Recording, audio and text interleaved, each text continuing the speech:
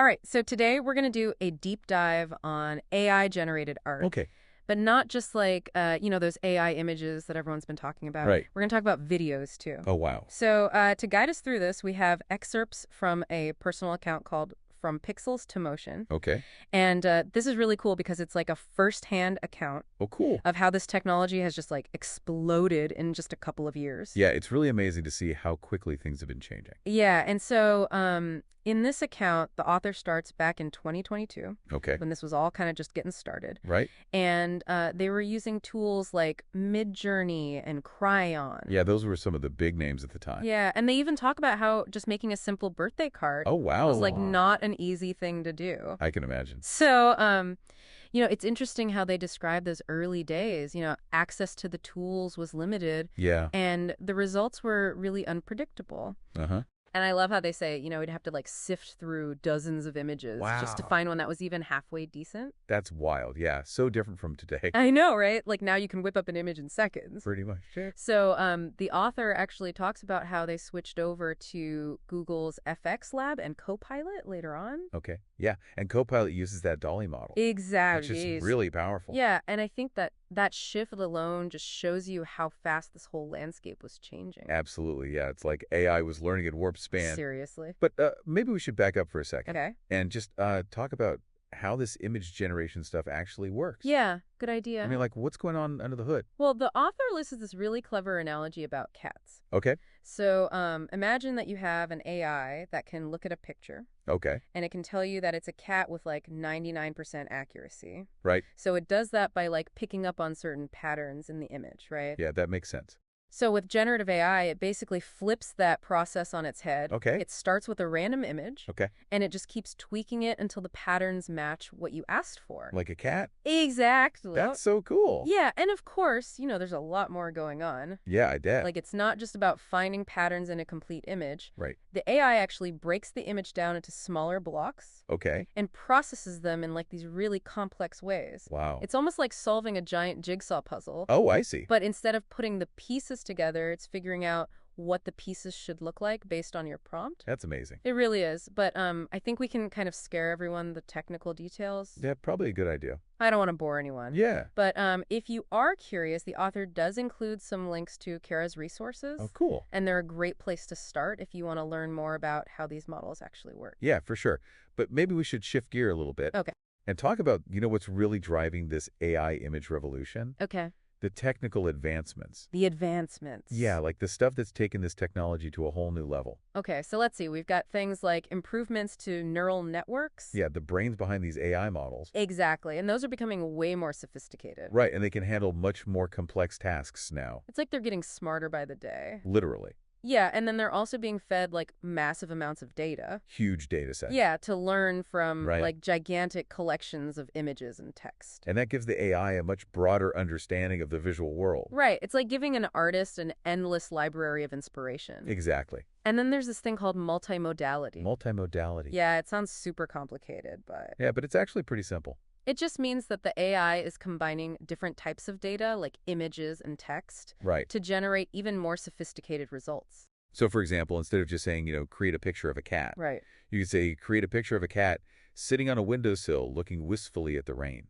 Oh, wow. And the AI can actually take that text description and weave it into the image, Yeah. creating a much richer and more nuanced result. So it's not just about the image, it's about the story behind the image. Exactly. The mood, the emotion. That's incredible. It is. And of course, we can't forget for the training techniques. Right. Those have gotten way more efficient. Yeah, which means the AI is learning faster and producing better results. Exactly. It's like they've optimized the AI's creative workout routine or Yeah. something. So it's getting better results in less time. I love that analogy. And another really exciting development is the rise of open source models. Oh, yeah, so instead of these models being locked away in some secret lab, Right. they're being shared openly. Exactly. So developers and researchers from all over the world can collaborate. Yeah. And build on each other's work.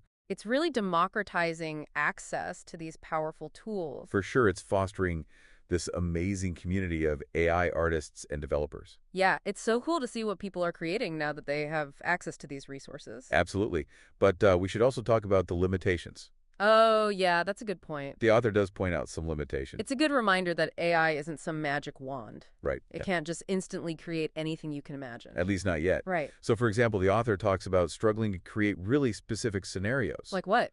Like a roller coaster with a car like outside the loop. Oh, wow. Or ice cream scoops with a very particular arrangement of colors. Interesting. Yeah, it's the kind of thing that's fairly easy to do in Photoshop, Okay, but AI is still catching up I see. when it comes to that level of precise control. So it's those intricate details that can still trip up the AI. Yeah, for now. But, I mean, given how fast things are moving, I'm sure that won't last long. Yeah, it seems like every week there's some new breakthrough.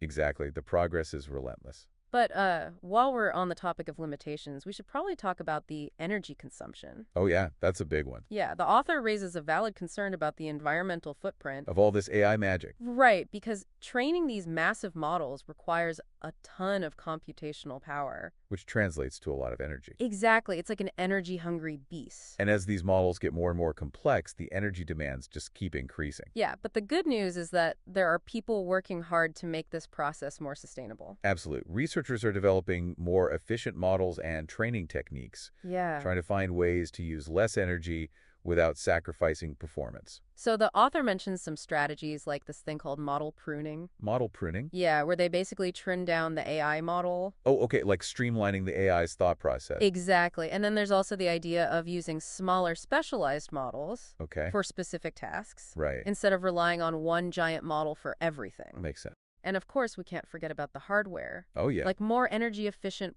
processors and AI chips. Right, those are making a big difference. Huge difference. Yeah, it's like a multi-pronged approach. Yeah, People are attacking this problem from all angles. I like that. Plus, there's the potential of renewable energy to power these systems Yeah. and carbon offsetting to mitigate the impact. Yeah, the author seems pretty optimistic about the role that quantum computers could play. Quantum computers. Yeah, like down the line. Oh, yeah, they're the hypothetical solution to all of our technological woes. Right. It's fascinating to think about the possibilities, Yeah, but for now, I think it's important to focus on the practical steps totally. that we can take to make AI development more sustainable. Agreed. So, are you ready to level up Level up. and move from still images Okay, to the world of AI generated video? I am definitely ready for that. This is where things start to get really futuristic. It really is mind-blowing. So the author's adventure into AI video begins with OpenAI's Sora. Oh, yeah, I remember when that came out. It was like the whole internet collectively gasped. The quality of the videos was unlike anything we'd seen before. It was a major leap forward. Huge. But there was a catch. And what was that? Access to Sora was extremely limited. Okay. And the examples they showed were like carefully chosen. Right. Which makes sense given how new the technology was. Yeah, of course. But then Google enters the scene with Veo 2. Okay. And things get even more interesting. Oh, how so? Well, with Veo 2, it felt like a game changer in terms of accessibility. Like there It's was an initial wait list. Yeah. But it wasn't long before like every night people were getting their hands on it Wow. and posting their creations online. So it wasn't just those like cherry-picked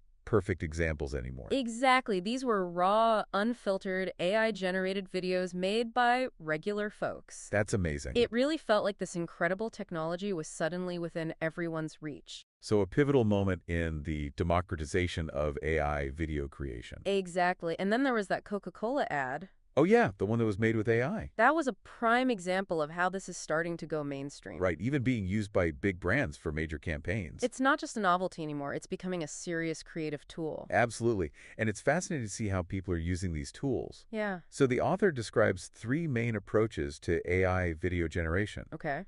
You can use text prompts, just like you do with images. Okay. Or you can start with a single image and let the AI animate it. Oh, cool. Or you can use both a starting and ending image to guide the AI. So it's like giving the AI a visual roadmap. Exactly. Showing it where to start and where to end up and letting it fill in the journey in between. That's a great way to put it. And the author seems to prefer using images either as a starting point or as a start and end point to guide the AI. Interesting. So different creators are gravitating towards different methods. Yeah, it's all about finding what sparks your creativity. For sure. Now, even though the author is clearly excited about AI video, Right. they're also realistic about the fact that it faces similar limitations to image generation. Yeah, at least for now. The videos are still fairly short. Yeah. And there's still that issue of fine-grained control. Right. Getting the AI to generate very specific details could be a challenge. Yeah, but I have no doubt those hurdles will be overcome. Oh, me neither. The speed of innovation in this field is incredible. I know, it's mind-blowing. I think this is a good spot to pause and reflect. Okay. What do you think? Yeah, I agree. It's been quite a journey so far. We've only just scratched the surface. This whole AI art thing is seriously mind-blowing. It really is, and it's not just about the technology itself. Yeah. It's about what this technology means for us as humans, Okay. for our understanding of art, creativity, the very nature of reality. Big questions. Huge questions. We'll be back after a short break to delve into those deeper implications Sounds good. and wrap up this incredibly deep dive into the world of AI-generated art.